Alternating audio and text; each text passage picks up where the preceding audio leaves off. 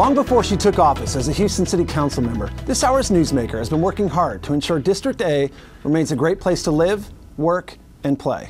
I'd like to welcome Brenda Stardig. Councilmember, good to see you. Well, thank you. I appreciate it. Thanks for being here. I know a big focus of yours is crime prevention and making a difference in preventing crime. Houston's a big city, a lot of crime, unfortunately. That's part of what goes with being a big city. Talk a little bit about what you're doing, I guess, at Council. Well, first of all, absolutely. It is a big issue, and it's the #1 priority for citizens across the entire city. We want crime prevention, and we want to make sure that everyone understands what the expectations are for citizens to become good neighbors. One of the things that we look at is ways, why to call, first of all, to make sure that we have allocation of resources and manpower. If you fail to call in something that happens in your neighborhood and across town they're calling in 20 times, where is HPD going to put their manpower? Right. They're going to put it where the 20 calls are. Sure. So it's important that you do your part to call in suspicious activity and crime, and whether that's through the non-emergency number, through 311, through 713-884-3131, or if it's a life-threatening emergency or a crime in action, please call 911. And if at all possible, if you're not feeling comfortable with calling in, always call Crime Stoppers. I was going to say Crime Stoppers, absolutely. Absolutely. So I've seen an increase, it seems as if there's an increase in gang activity, and along with that, unfortunately, goes with graffiti and the spray painting. We have a lot of issues coming across our borders, the gang cartels. We've got issues where the local street gangs are actually the distribution for the drugs for the cartels. You know, we've got to really make sure we're doing our part to make them feel very unwelcome. And along with that comes the graffiti and how they mark their territory.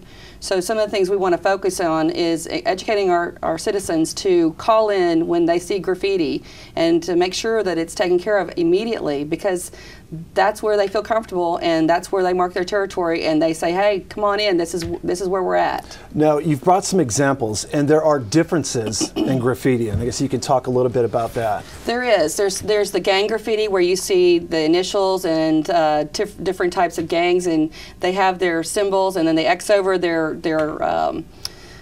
opponents or their rivals. They're rivals, yes, excuse me. That would be a better term. They're gang rivals, and it becomes a dangerous situation when that happens. So this is gang related? That's gang. Okay. Yes. And you have another example that you've brought in? Then there's the what they call taggers, which is more of a it's not as serious, but yet it's still it's destroying the integrity of the area, your community. It creates blight, and it needs to be taken down as well. So once again, it's an opportunity for citizens to make a difference in their community by reporting these issues.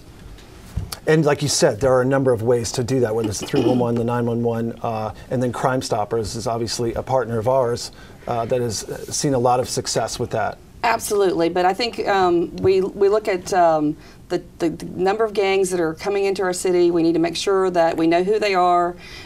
We've talked about some of the top gangs, U-Stones. You know, they're dangerous, yeah. And we don't want them to feel comfortable or welcome in our community. And I'm asking citizens to make sure that they call in whenever they see any suspicious activity. And I've worked in the neighborhoods in the community for 15+ years. We have storefronts that are willing to help you with that information. Sure. We have Crime Stoppers. We have initiatives through Comcast that are the most wanted is on demand. So there's a lot of ways to get information and Absolutely. to share it with your community. Well, Councilmember, thank you for being here today. Thank you for everything you do at the Houston City Council. Well, you're welcome. Thank you. Absolutely. This hour's newsmaker has been Houston City Council member Brenda Stardig, talking about some of the issues she's working on to ensure safer, stronger neighborhoods and a better quality of life right here in Houston. I'm Michael Bybee. Thanks for joining us.